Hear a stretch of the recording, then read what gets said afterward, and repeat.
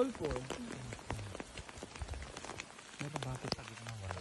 Sa gitna wala, sa side lang siya.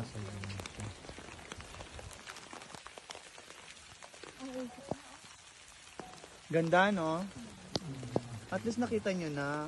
Kasi kadala mo lang makita yan. Sa buong buhay mo, makita. Maraming nangyayaring kababalaghan. Dumadami ng mata. Sabi guys, kita nyo yan guys, oh, puro singaw ng ano yan. Puro singaw ng bulkan. Yan. Yung mga usok na yan. Lapitan mo daw. Baka yung radiation ng puso mo.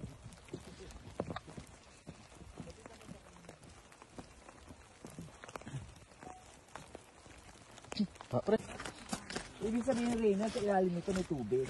Parang kumukulo. Laba.